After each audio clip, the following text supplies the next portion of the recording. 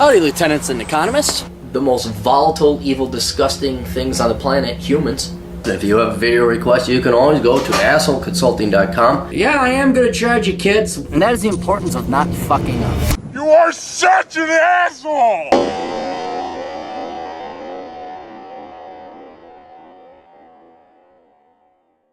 Hey all, assholeconsulting.com. Go there if you got questions and money, and I, America's older brother, will answer them for you. We are not going to be talking about America. We'll be talking about Mexico. This took a lot of research. Well, not a lot, but a fair amount. And it wasn't so much a fair amount as much as it was like, what the hell is going down on in Mexico? And I learned about the Mexican presidency. I even listened to a couple podcasts on the history of Mexico, but it was not due to this. I was just bored one day. I'm like, well, what the hell happened down there? And it's very interesting. Actually, it's really interesting. When the wipeout of Cortez and how he fights the Aztecs, it starts with a bang. The story starts with a bang. And then it's a sad story afterwards. So, Noah writes, hey, Cappy, Mexico just elected a socialist as a president. Looks like they have not learned in the 80-plus years of South American shithole socialist policies.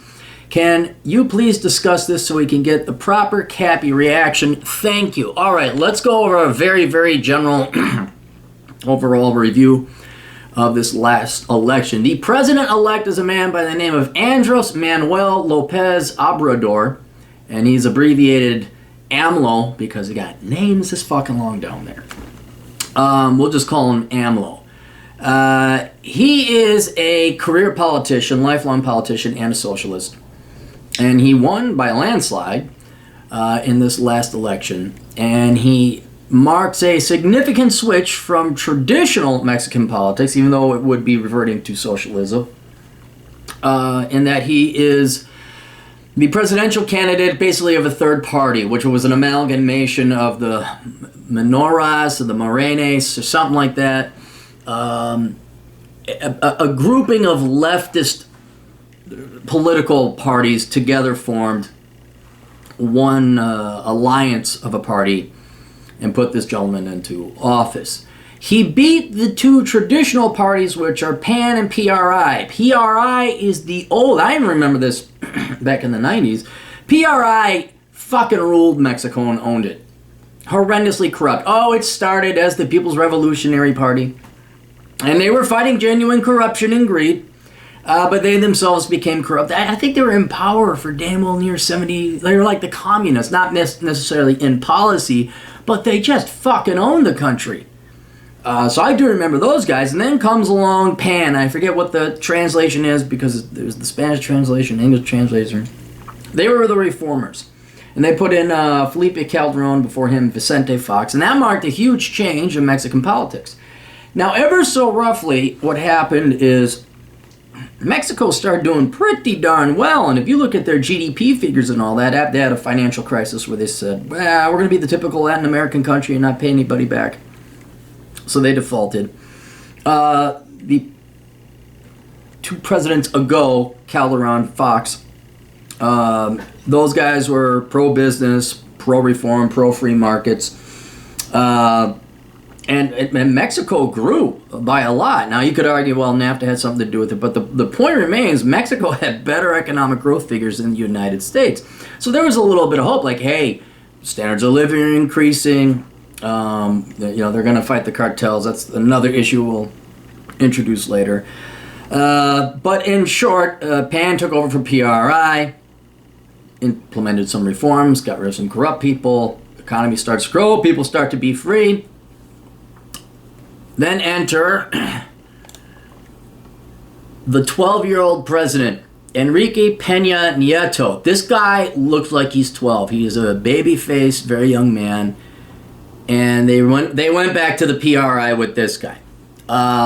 It's very akin to Ronald Reagan and George Bush Sr. getting us out of the economic malaise of the 70s. And Jimmy Carter and all that, having this great booming economy, and then people just like, we're sick of that. Same thing with, who was the president of Australia? Led like 10 or 11 years of uninterrupted economic growth, and the Australians like, we're sick of that shit, let's vote in the other guy because they're corrupt. And I remember, because I was in high school, and every teacher wanted us, it's time for change, it's time for change, you know, after you see the political speeches of Bill Clinton, it's time for change. And it's like, why change? Fuck yeah, we don't want that 5% GDP growth and under 5% unemployment rate. Why would we want that? Yeah, you're right. The Republicans have been in office long enough. I don't care how good a job they're doing. We got to get rid of them. And so we all went and voted in Bill Clinton. And George Bush. And then I'll have to remember it. Anyway, the point is this switch from PAN to PRI, going from Fox and Calderon to babyface Nieto, I think was just one of the same things. I think Mexican people got soft and lazy, just like we did in the United States, just like they did in Australia. John Howard, that was the guy. I couldn't believe, because I was an economic analyst back then, I couldn't believe, like, you guys don't want to continue on these good economic policies and you're going to go with the socialists. So they went back to the other traditional corrupt party, the PRI, with this guy. So the economy, I haven't checked it. It could have still been growing. That's not the point. What the Mexican people got sick and tired of, because it didn't matter whether it was PRI or PAN, was the corruption, was the cartels, was the crime, was the deaths.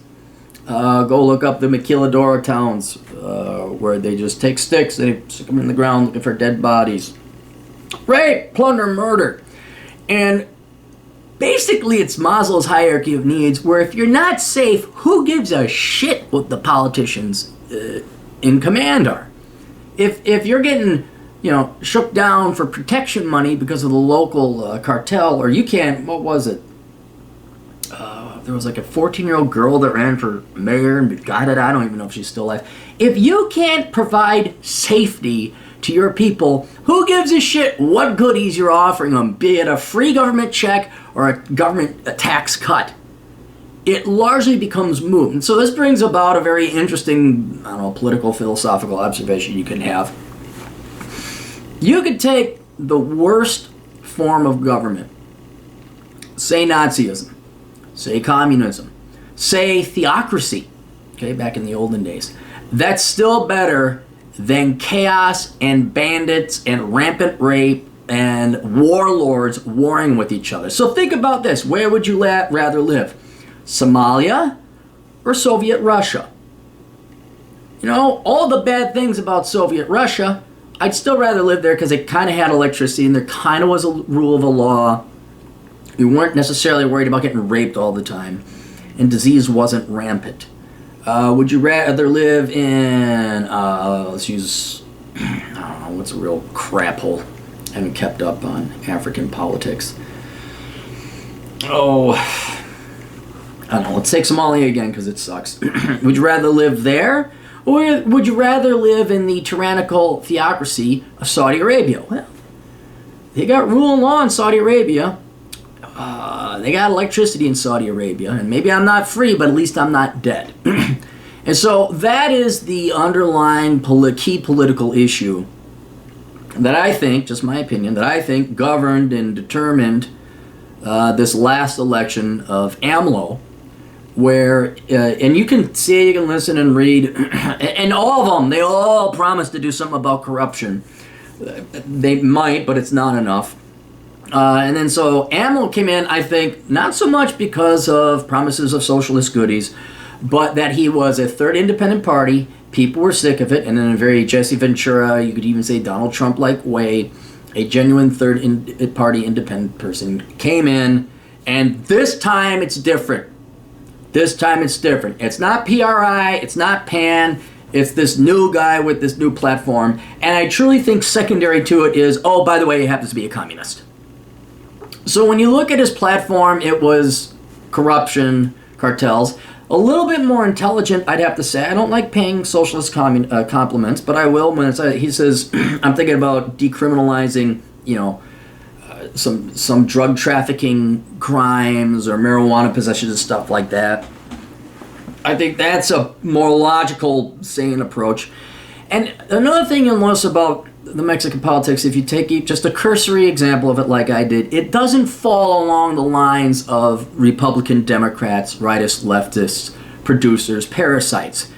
because some people in the PRI, they would say, oh no, we're going to free up, we're going to privatize Pemex, this Mexican National Oil Company. Or now we're going to renationalize it.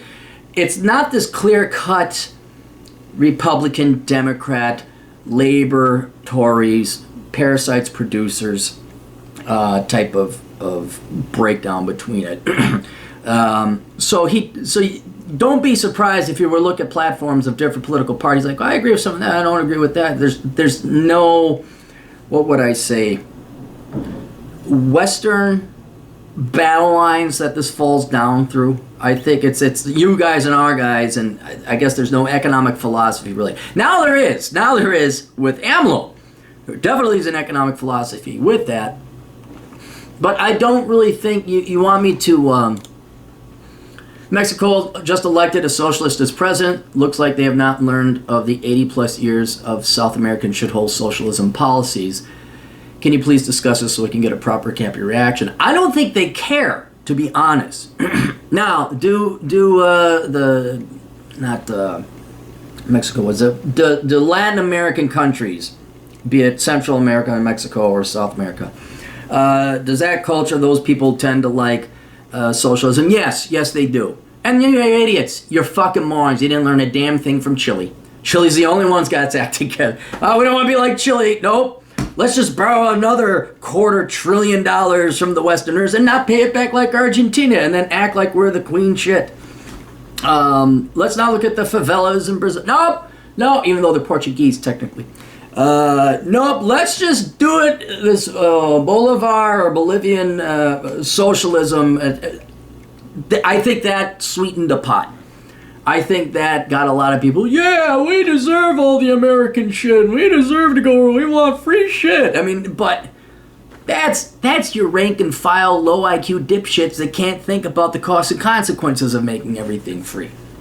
So, whereas it is notable, AMLO is a socialist and has these socialist policies and all that, I honestly don't think it was economic policy or free gimme-dats that drove the Mexican people to vote for this guy in. Now there are some people there talking about how some people are calling him the not the savior, the messiah, and all this other stuff. But you're going to have those sycophants worshiping other people because they themselves have no real value unto themselves, so they got to replace it with somebody, a savior.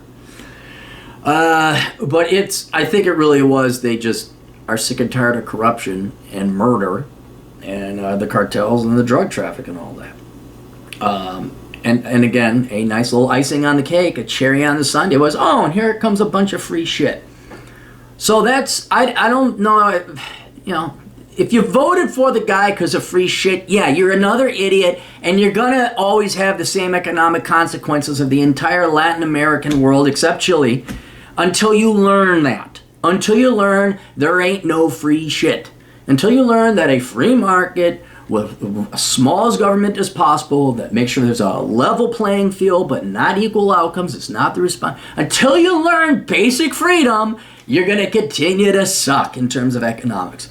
But I happen to agree with the platform. Economic discussion and economic philosophy is all cute and fancy, but quite secondary if you can't keep your people safe. So, in a very literal sense, I hope AMLO achieves his goal of eliminating corruption. If I were to do it, I would try to incorporate the criminal cartels to say, look, you can fight and kill each other, or we're going to bring you in, we're going to grant you a license, a monopoly to run. Drugs are going to be legal. I know they'll lower your prices, but we're going to let you hold on to that, and then you don't have to spend your money on security or this and that. And it ends. It ends at this time, and then it goes back to you can sell it. You're not granted the monopoly anymore. We're not going to do this kill each other stuff along with a couple innocent civilians along the way. That's how the old captain would do it, but I'm just a dipshit economist who only predicted every major fucking event in my life. Well, okay, maybe not when I was like 7. Like, holy shit, that Volcker recession. Who saw that coming? If you looked at the fashion, you could predict it back then. So, yeah, I hope that he is successful in his primary aims. I hope he's a miserable failure in his secondary aims. But thankfully, I don't live in Mexico. So anyway, that's the old captain's political analysis of the Mexican presidential election. I'm sure I am not as educated or informed as many other people about it, but that's just my take based on what peripheral information and analysis I did. So, all right, you guys got questions and money. Lots of money. For a G5 airplane and some money?